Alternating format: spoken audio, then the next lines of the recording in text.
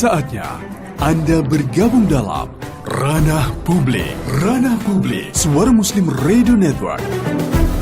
Sampaikan opini Anda. Telepon 031 5624 555, WA 0855 3000 938. Live chat channel YouTube Suara Muslim TV. Dipersembahkan oleh suaramuslim.net.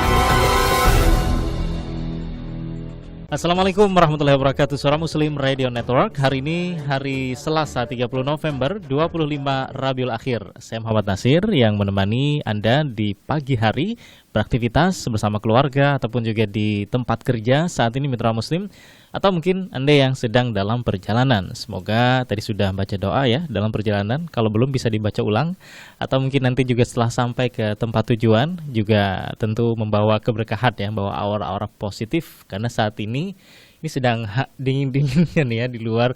Sebagian tempat, kalau tempat saya dari rumah ke sini nih hujan semua tadi. Cuman kayaknya di studio sekarang udah mulai cerah. Kita akan mencerahkan lagi mitra Muslim hari ini dengan diskusi Ranah Publik. Ada narasumber nanti akan saya hadirkan. Baik, sebelumnya saya sapa dulu mitra Muslim yang bergabung di Suara Muslim Surabaya 93,8 FM, atau di Suara Muslim Lumajang 89,9 FM, dan juga Anda mitra Muslim yang saat ini di Suara Muslim Tuban 88,7 FM, atau di Samara FM Tulung Agung 96,2. Dan ya, yang nyimak di Angkasa 7 FM ya, Temanggung, Jawa Tengah, yang baru saja juga siaran dengan Ustadz Winarno. Hari ini mitra Muslim kita akan diskusi tentang putusan MK terkait Undang-Undang Cipta Kerja yang setelah hasil uji formil ya Undang-Undang Cipta Kerja di Mahkamah Konstitusi, ini undang-undang tersebut dinyatakan bertentangan dengan Undang-Undang Dasar 1945. Mahkamah Konstitusi memutuskan Undang-Undang Nomor 11 Tahun 2020 tentang Cipta Kerja ini inkonstitusional secara bersyarat.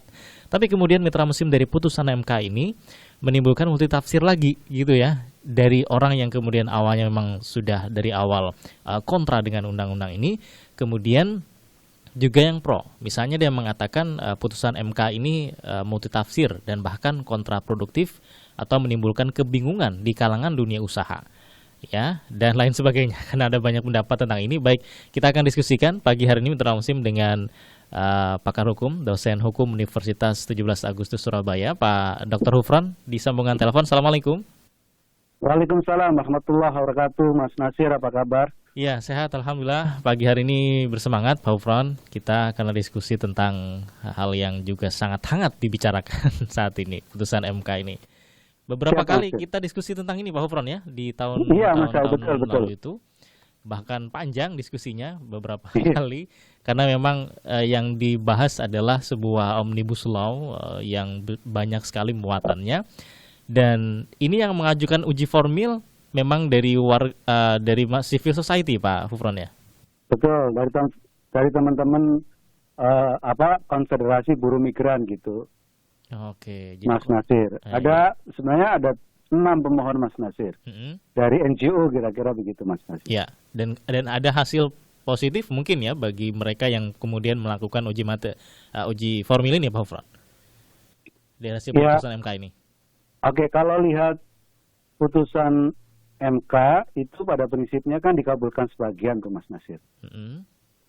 Sebagian tidak diterima, sebagian dikabulkan. Jadi putusan ini sebenarnya adalah dikabulkan tapi sebagian gitu Mas Nasir. Oke. Ya kalau menurut saya ini sesuatu yang positif, sesuatu yang harus diapresiasi gitu. Soalnya kalau saya bayangkan kalau ini tidak dikabulkan sebagian, tentu bisa dipahami bahwa proses-proses pembentukan perundangan lain gitu seperti setara dengan Undang-Undang Cipta Kerja dianggap mendapatkan legitimasi bahwa proses-prosesnya itu benar meskipun tidak sesuai dengan tata cara prosedur dalam pembentukan peraturan perundangan sebagaimana diatur dalam Undang-Undang 12 tahun 2011 Mas Nasir gitu. Jadi kalau menurut saya ini sesuatu yang menurut saya harus diapresiasi walaupun mungkin dari bunyi atau diktum putusannya memang Mas Nasir tadi menimbulkan pemahaman yang berbeda antara masyarakat satu dan masyarakat yang lain gitu Mas. Oke, kalau Pak Hufran sendiri melihatnya dari sisi hukumnya ini benar multitafsir atau memang karena orang aja berbeda menafsirkannya dari hasil putusannya ini? Jadi pertama begini Mas Nasir, saya ingin kembali kepada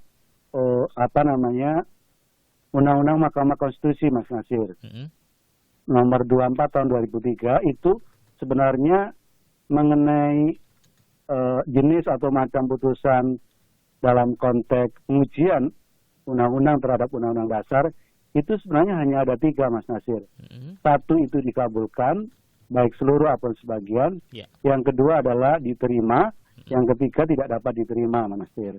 Tidak dapat diterima kalau permohonan maupun pemohon itu tidak memenuhi syarat-syarat yang ditentukan atau tidak memenuhi legal standing gitu Mas Nasir. Diterima atau dikabulkan Mas Nasir kalau ternyata bahwa baik proses pembentukan maupun materi muatannya itu bertentangan dengan peraturan perundangan, maka itu dinyatakan dikabulkan. Kalau ditolak itu Mas Nasir, ternyata setelah dibuktikan proses pembentukan maupun materi muatannya atau substansinya itu ternyata tidak bertentangan dengan Undang-Undang Dasar 45, maka ditolak. Tetapi ternyata Mas Nasir, mitra Muslim itu MK itu dari 3 jenis macam putusan itu memberikan istihad dengan menambah soal istilah Mas Nasir, yaitu konstitusional bersyarat atau inkonstitusional bersyarat gitu Mas Nasir. Sebenarnya di dalam undang-undang Mahkamah Konstitusi itu tidak disebut gitu soal istilah konstitusional bersyarat atau inkonstitusional bersyarat. Itu hanya ada dalam praktek putusan Mahkamah Konstitusi Mas Nasir. Salah satunya adalah penggunaan istilah inkonstitusional bersyarat dalam putusan nomor 91 PUU Romawi 18 tahun 2020 ini menggunakan istilah bahwa di dalam diktum putusannya yang nomor 3 itu Mas Nasir menyatakan pembentukan Undang-Undang nomor 11 tahun 2020 tentang Cipta Kerja bertentangan dengan Undang-Undang Dasar Negara Republik Indonesia tahun 45 dan tidak mempunyai kekuatan hukum mengikat secara bersyarat sepanjang tidak dimanai dalam tanda kutip tidak dilakukan perbaikan dalam waktu 2 tahun sejak putusan ini diucapkan. Ini yang saya merasa sebenarnya dalam pandangan saya agak aneh gitu Mas Nasir. Kenapa disebut agak aneh? Bahwa Mahkamah Konstitusi menyatakan bahwa ini pertentangan proses pembentukannya. Di satu sisi, tetapi undang-undang ini tetap berlaku sampai 2 tahun gitu. Bagaimana prosesnya itu adalah bertentangan dengan undang-undang, tapi produknya Undang-Undang Cipta Kerja itu, Undang-Undang 11 tahun 2020, masih tetap dinyatakan berlaku sampai 2 tahun, sampai dilakukan perbaikan gitu. Ini yang kalau menurut saya tidak koheren Mas Nasir, tidak berkorespondensi secara logika gitu Mas Nasir. Ya itu kalau menurut saya soal penggunaan istilah inkonstitusional bersyarat tadi Mas Nasir. Dan penggunaan istilah inkonstitusional bersyarat ini Pak Hufran memang sah ya, maksudnya ya boleh digunakan oleh MK.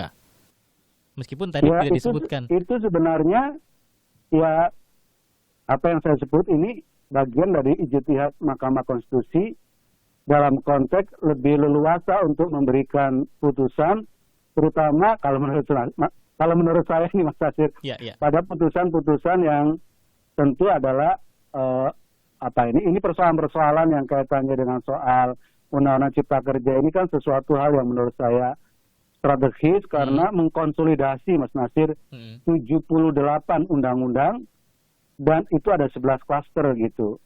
Bisa dibayangkan juga sebenarnya kalau umpama saja dinyatakan bahwa dari sisi pembentukannya Undang-Undang 11 tahun 2020 Cipta Kerja itu kemudian dinyatakan tidak mempunyai kekuatan mengikat gitu, tanpa diembel-embeli kata bersyarat, termasuk turunannya itu ada 45 PP Mas Nasir dan 4 Perpres, itu memang menggoncangkan Mas Nasir. Maka rupanya ini Mas Nasir putusan Mahkamah Konstitusi ini adalah putusan jalan tengah Mas Nasir.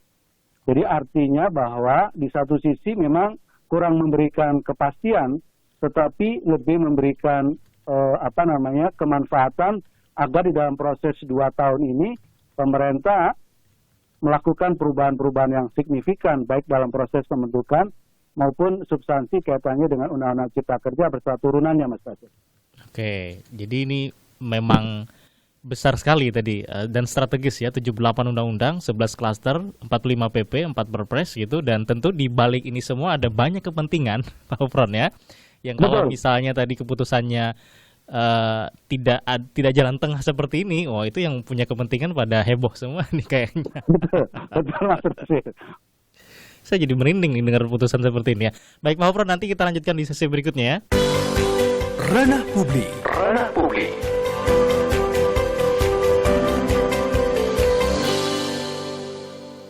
Apakah kemudian jadi kontraproduktif Pak Gufron karena disebut bertentangan, tapi kemudian ada syaratnya 2 tahun. Apakah mesti 2 tahun itu biar diperbaiki?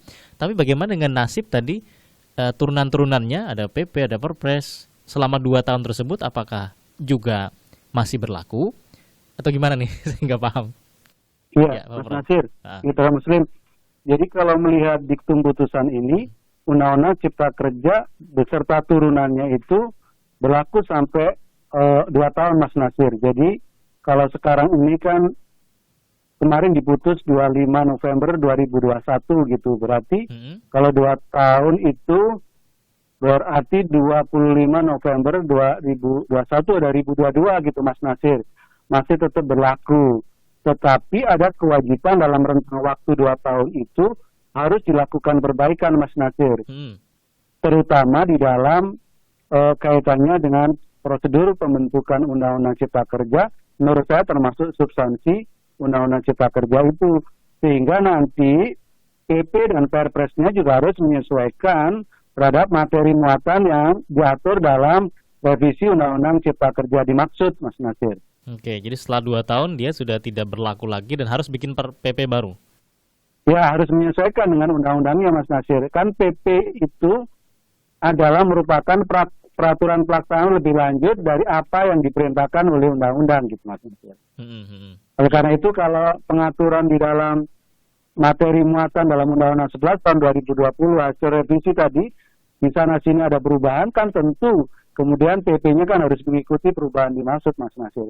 Karena kan sebagai suatu peraturan organik itu kan diperintahkan, Mas Nasir, di dalam undang-undang. Undang-undang memerintahkan lebih lanjut akan diatur dengan PP. Nah, PP-nya ini kan harus menyesuaikan juga dengan perubahan Undang-Undang 11 tahun 2020 yang diperintahkan oleh Mahkamah Konstitusi itu, Mas Nasir. Pak Gufron, tadi ada yang menarik tentang disebutkan ini, yang disebutkan bertentangan itu adalah prosesnya pembentukan ya, undang-undangnya, atau hasil produk dari undang-undangnya. Keduanya ini yang tidak yang bertentangan dengan undang-undang versi putusan ini, atau gimana? Prosesnya yang dianggap bertentangan, prosesnya. Mas Nasir. Tapi produknya diakui berumur sampai 2 tahun gitu, Mas Nasir. Itu yang saya sebut secara logik tidak masuk akal. Harusnya kan antara proses dan produknya kan harus senyawa, Mas Nasir. Harus satu tarikan nafas kan gitu, Mas Nasir. Jadi kalau prosesnya cacat, tentu produknya juga harus cacat gitu, Mas Nasir. Tapi ini enggak, prosesnya dianggap bertentangan dengan peraturan perundangan yang lebih tinggi, maksudnya Undang-Undang Dasar, dianggap tidak mempunyai kekuatan mengikat, tetapi masih tetap berlaku sampai 2 tahun gitu, Mas Nasir. Berarti kan produknya ini tetap diakui sampai 2 tahun. Bahkan yang lebih menarik menurut saya, Mas Nasir, kalau itu tidak dilakukan perubahan selama 2 tahun, maka yang tadi inkonstitusional bersyarat tadi itu menjadi inkonstitusional permanen, Mas Nasir. Ini istilah baru, Mas Nasir. Sebelumnya saya belum pernah menjumpai gitu. Soal inkonstitusional permanen tadi gitu. Jadi kalau inkonstitusional permanen maksudnya masih tetap berlaku atau gimana, Pak Gufron? Kalau inkonstitusional permanen nanti itu artinya ada kaitannya dengan diktum putusan yang nomor 6, Mas Nasir. Menyatakan apabila dalam tenggang waktu 2 tahun pembentuk undang-undang tidak dapat menyelesaikan perbaikan Undang-Undang nomor 11 tahun 2020 tentang Cipta Kerja, maka undang-undang, pasal-pasal, materi muatan undang-undang yang telah dicabut atau diubah oleh Undang-Undang Cipta Kerja yang jumlahnya 78 tadi, Mas, dinyatakan berlaku kembali gitu, Mas. undang-undang yang dinyatakan dicabut, diubah oleh Undang-Undang Cipta Kerja yang jumlahnya 78 itu Mas dinyatakan berlaku kembali kalau ternyata sampai waktu 2 tahun Badan Legislatif tidak melakukan perbaikan seperti yang diperintahkan oleh Mahkamah Konstitusi gitu. Jadi undang-undang yang awalnya tadi dibatalkan oleh atau diganti oleh Undang-Undang Cipta Kerja ini balik lagi berlaku gitu ya? Balik lagi berlaku gitu Mas Nasir. Kalau 2 tahun nggak ada perubahan, jadi permanen dia. Ya. Okay. Tetapi saya punya catatan Mas Nasir. Gimana? Saya punya catatan begini. Mas Nasir masih ingat betul bahwa Undang-Undang Cipta Kerja yang pasalnya adalah ribuan pasal, ribuan ayat gitu, ribuan halaman, yang kemudian itu mengkonsolidasi 78 undang-undang, yang kemudian ada 11 klaster, itu ternyata oleh Badan Legislatif, oleh DPR dan Presiden itu bisa begitu cepat selesai dalam rentang waktu yang tidak sampai setahun, Mas Nasir. Karena memang saya melihat hubungan antara pemerintah dan DPR itu adalah hubungan yang sangat harmonis begitu, dalam tanda kutip gitu. Maka saya melihat bahwa mestinya dalam konteks hubungan antara DPR dan Presiden yang harmonis gitu, menurut saya mungkin belum sampai 2 tahun ini bisa selesai gitu. Kalau bikin Undang-Undang Cipta Kerja yang begitu banyak, yang dikonsolidasi, diubah, ada 11 klaster saja, bisa cepat selesai, Mas. Apalagi kalau hanya merubah, menurut saya, itu pemerintah dan DPR, menurut saya bisa lebih cepat, Mas Nasir. Karena saya melihat hubungan antara pemerintah dan DPR ini kan lagi harmonis gitu, Mas Nasir. Saya jadi berpandangan lebih positif, bahkan mungkin tidak sampai 2 tahun itu sudah dilakukan revisi-revisi, seperti yang diperintahkan oleh Mahkamah Konstitusi, Mas Nasir. Jangan-jangan 1 malam udah selesai nih. Kita punya pelajaran banyak kan, Mas Nasir, kaitannya dengan undang-undang perubahan undang-undang Mahkamah Konstitusi. Yang kedua, begitu cepatnya gitu. Ketika bicara soal undang-undang tentang undang-undang minerba, begitu cepatnya gitu. Karena memang hubungannya lebih hubungan yang bersifat harmonis.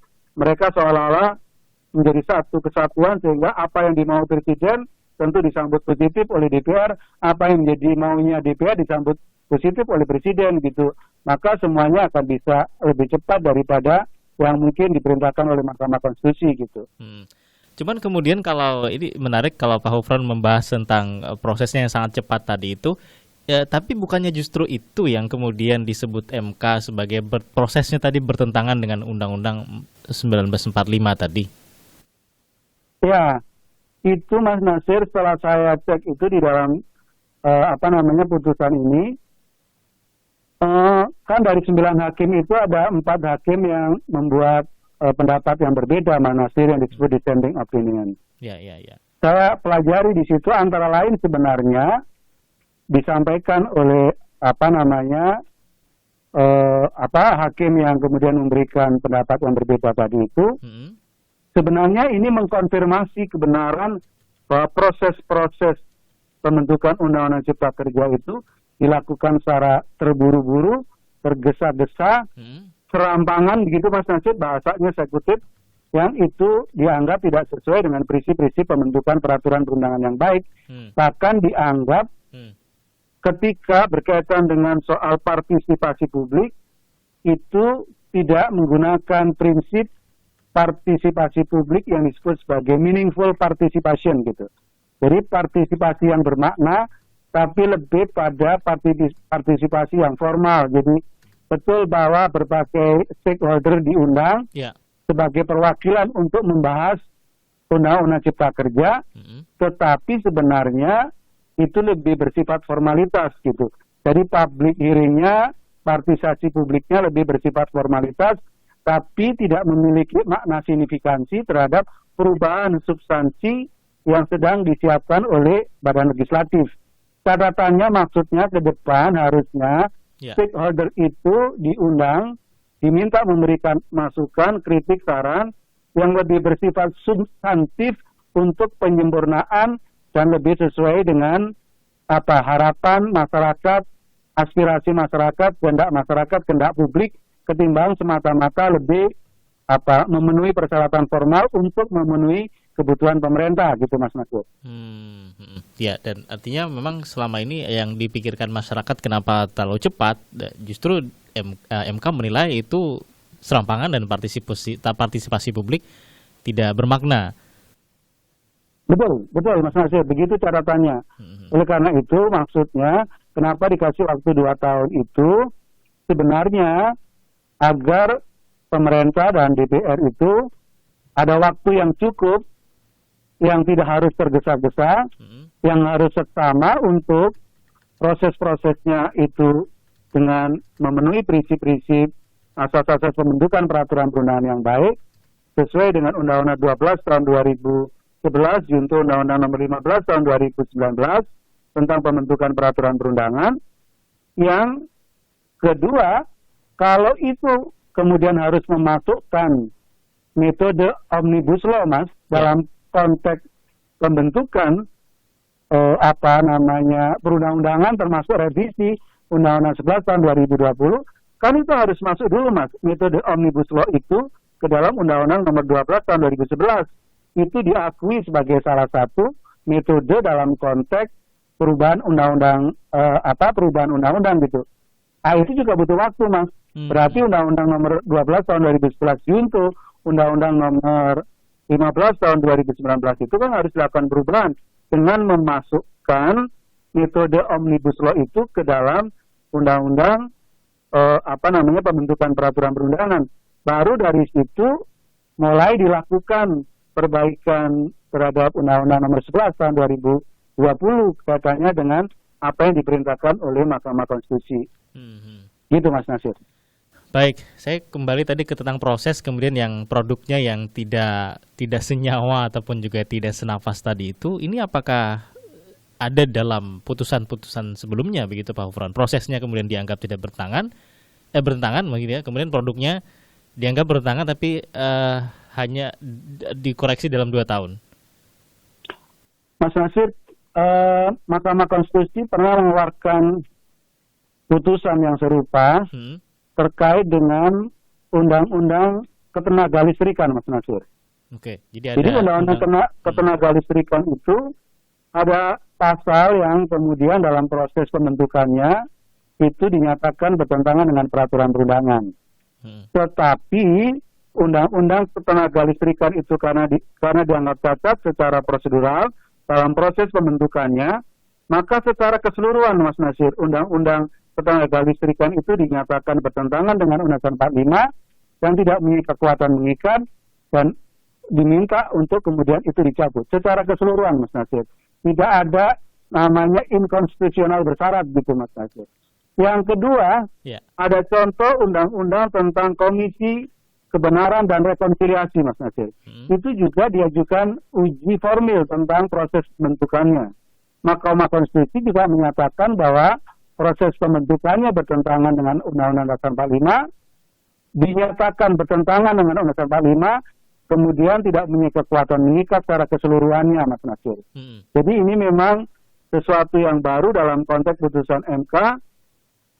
Dalam proses pembentukannya dinyatakan inkonstitusional, tapi inkonstitusional bersyarat dengan tetap memberlakukan undang-undang dalam batas waktu tertentu, dalam hal ini adalah 2 tahun. Ini sesuatu yang baru, yang dalam konteks putusan Mahkamah Konstitusi tidak dikenal, Mas, istilah inkonstitusional bersyarat yang disebut semi permanen dan permanen. Jadi ini baru kalau menurut saya, Mas Nasir. Yang saya melihat dari sisi teori tujuan hukum, ini lebih kepada apa yang disebut dengan tujuan kemanfaatan ketimbang kepastian hukum, sekaligus mungkin dari sisi aspek keadilan. Jadi ini lebih melihat pada aspek soal kemanfaatan ketimbang kepastian. Tapi mengenai soal substansi, ada yang lucu juga, Mas Nasir, gitu Mas Nasir. Di dalam pertimbangan putusan MK, pertimbangan 3.11 itu dinyatakan bahwa dengan proses pembentukannya dinyatakan bertentangan dengan Undang-Undang Dasar 45, yang kemudian dinyatakan tidak memiliki kekuatan mengikat, maka pengujian material terhadap substansi materi Undang-Undang Cipta Kerja itu dianggap kehilangan objek ujinya, Mas Nasir. Karena prosesnya bagaimana tidak kontraproduktif, bukan kontraproduktif, Nasir. Bagaimana tidak kontradiktori, Mas Nasir. Di satu sisi masih dinyatakan berlaku sampai 2 tahun, tapi ketika pemohon ini mengajukan pengujian secara material, secara substansi, dianggap kehilangan objek pengajuan materialnya gitu. Kan berarti kalau begitu bisa dipahami, ya mestinya ini tidak berlaku sehingga tidak bisa diuji secara material.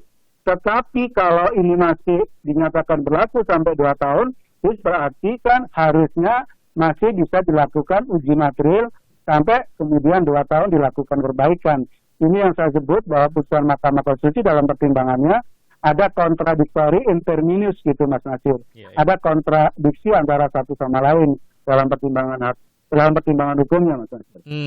Ya, ini juga sangat menarik untuk musim dilihat ya. Kalau isinya tadi harusnya berlaku sampai 2 tahun, harusnya juga bisa diuji materi juga sepanjang 2 tahun tersebut ya.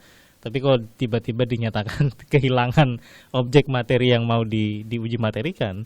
Oke, Pak Ufron, ini juga ada kemudian orang-orang yang mengatakan dari segi prosesnya kan tadi disebut bertentangan dengan undang-undang. Kita kan tahu ini juga ada demo nih, ada aksi demonstrasi ya untuk menentang pembentukan ini kan sebelumnya di tahun-tahun ini.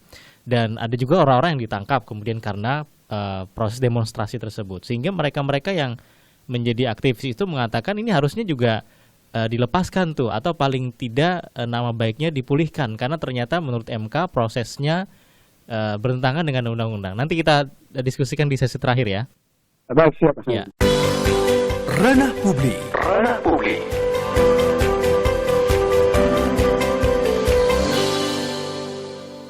Ini sinkron nggak permintaan ini nih? Atau memang mereka ditangkap waktu itu beda kasus? Ya, Mas Nasir, sebenarnya kalau soal bahwa masyarakat itu kemudian mengkritisi terhadap kebijakan publik itu bagian dari apa yang disebut sebagai negara demokrasi gitu, Mas Nasir. Ya.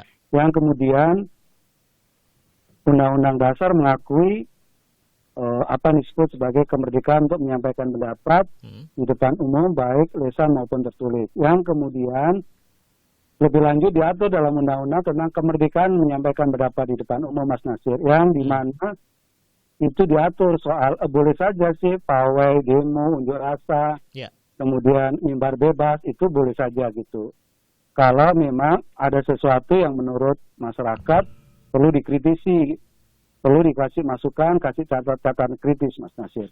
Persoalannya adalah ketika demo kaitannya dengan proses Undang-Undang Cipta Kerja, kita mengamati bahwa sebenarnya demonya itu besar-besaran di berbagai kota di Indonesia, tetapi pada akhirnya karena juga mulai pagi, siang, sore sampai malam, Mas Nasir, akhirnya terjadi bentrok gitu dengan aparat penegak hukum. Oleh karena itu catatannya di Undang-Undang Kemerdekaan menyampaikan pendapat di depan umum itu, selain ada rule and prosedur, syarat-syaratnya itu, Mas Nasir, juga tidak boleh kemudian melakukan pelanggaran hukum, melakukan tindak pidana, melakukan anarki, tindakan anarkis, kemudian membawa benda-benda yang membahayakan kepentingan umum atau keselamatan umum. Itu adalah menjadi pidana, Mas Nasir. Jadi pidananya itu tidak ada kaitannya dengan Undang-Undang Cipta Kerja, tapi pidananya itu karena tindakan yang tadi diduga melakukan pelanggaran hukum, melakukan tindak pidana, mengganggu ketertiban umum dan membahayakan keselamatan umum gitu. Jadi kalau itu, Mas Nasir, sulit untuk kemudian dijadikan dasar untuk rehabilitasi. Lain soal, Mas Nasir, kalau ini tindak pidana adalah tindak pidana politik dalam kasus waktu zamannya Pak Harto, zamannya Pak Habibie, yang kemudian oleh Gus Dur, Presiden Gus Dur, beberapa orang yang kemudian dulu ditangkap, ditahan, kemudian dipidana karena alasan melakukan kritik terhadap pemerintah oleh Presiden Gus Dur, kemudian dibebaskan. Karena ini lebih apa yang disebut sebagai memberikan amnesti, Mas Nasir. Karena kaitannya dengan tindak pidana politik gitu. Tapi yang dilakukan teman-teman ini lebih melakukan pelanggaran tidak pidana umum gitu Mas Nasir, sehingga tidak bisa diajukan dalam konteks ini amnesti oleh presiden gitu. Jadi memang ini dua persoalan yang berbeda. Tetapi menurut saya yang lebih penting adalah ke depan dalam proses pembentukan revisi pembentukan Undang-Undang Cipta Kerja yang diamanatkan oleh MK itu, menurut saya proses-prosesnya harus transparan, harus accountable, partisipasinya bukan formalitas tapi lebih ke meaningful participation gitu Mas Nasir. Jadi itu yang lebih penting supaya tidak menimbulkan kecurigaan seolah-olah undang-undang itu dibikin quote and quote itu adalah dengan main mata antara pemerintah dengan DPR atau DPR dengan pemerintah dengan barter dengan berbagai macam undang-undang. Maka ini dibuat suatu undang-undang seolah-olah ini adalah dilakukan dengan operasi senyap gitu. Yang seharusnya bahwa undang-undang itu harus memenuhi asas-asas pembentukan peraturan perundangan yang baik, ada kejelasan rumusan, prosedurnya memenuhi asas pembentukan peraturan perundangan yang baik, ada partisipasi publik yang lebih meaningful gitu, dan substansinya juga tidak kemudian berat kanan kemudian ringan di kiri gitu Mas Nasir. Harus memberikan suatu pelindungan yang saya menyebut pelindungan proporsional antara kepentingan investasi di satu sisi dan kepentingan masyarakat, kepentingan lingkungan, kepentingan buruh di sisi yang lain. Itu yang diperlukan proporsionalitas pelindungan Mas Nasir supaya tidak berat sebelah. Karena dalam prinsipnya dalam konteks pelindungan konstitusional warga negara kaitannya dengan para buruh, pekerja itu kan memberikan penghidupan yang layak Mas Nasir. Itu juga harus menjadi perhatian yang utama dalam konteks perbaikan atau revisi substansi Undang-Undang Cipta Kerja yang akan datang.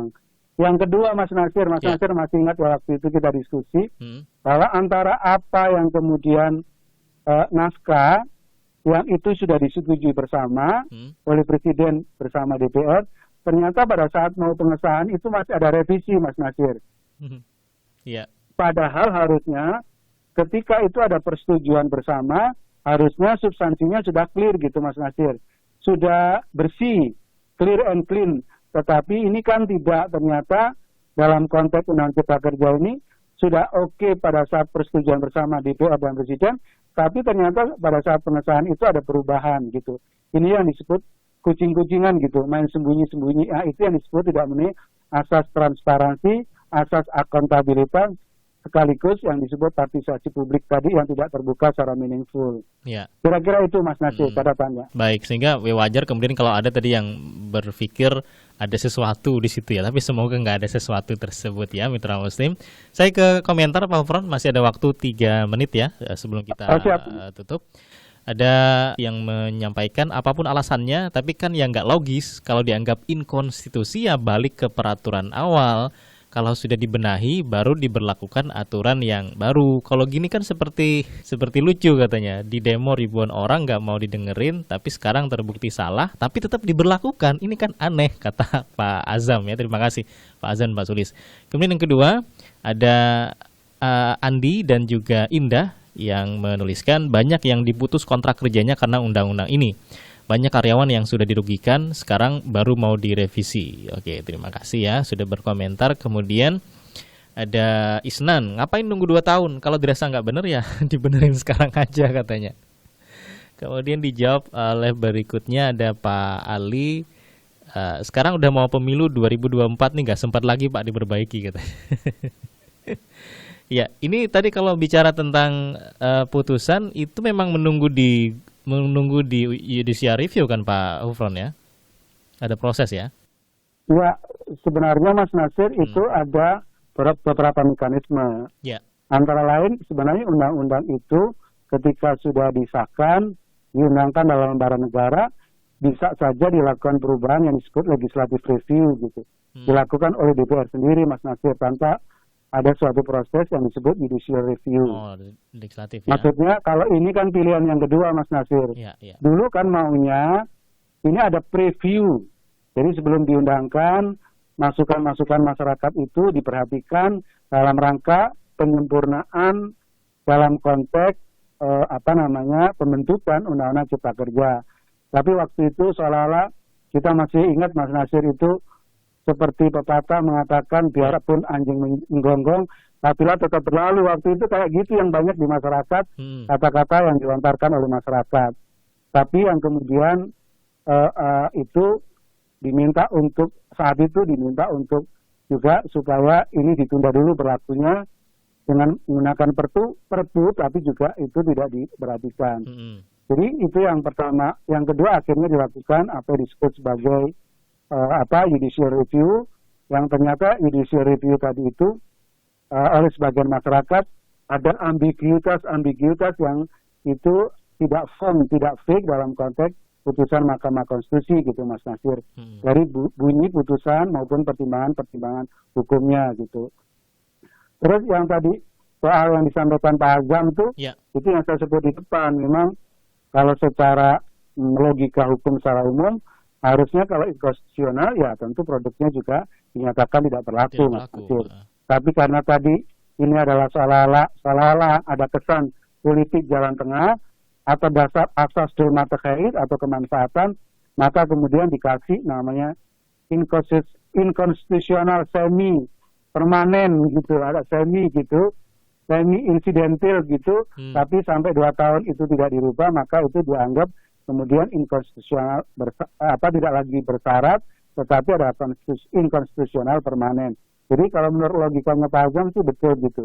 Tapi ada Pak Andi dan Mbak Indah tadi, ya itu tentu perubahan undang-undang itu ada implikasinya, termasuk soal putusan Mahkamah Konstitusi ini juga ada implikasinya.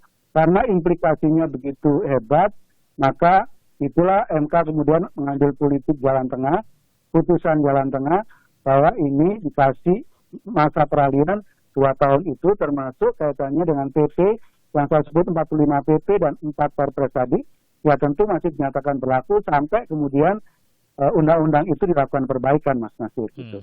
Baik, kalau yang terakhir tadi itu, ya pemilu.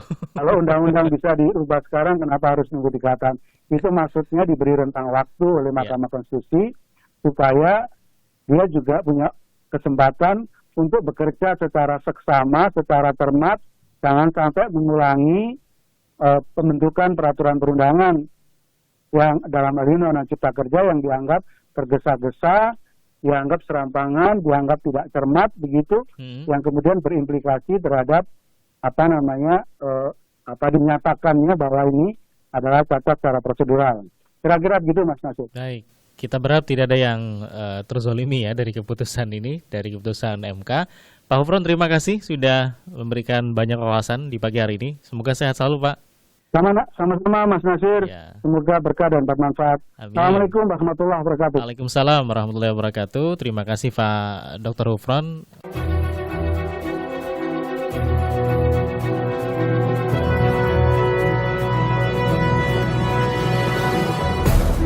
Terima kasih.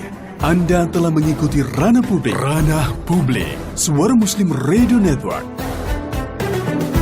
Dipersembahkan oleh suaramuslim.net. Sampai jumpa di Ranah Publik berikutnya.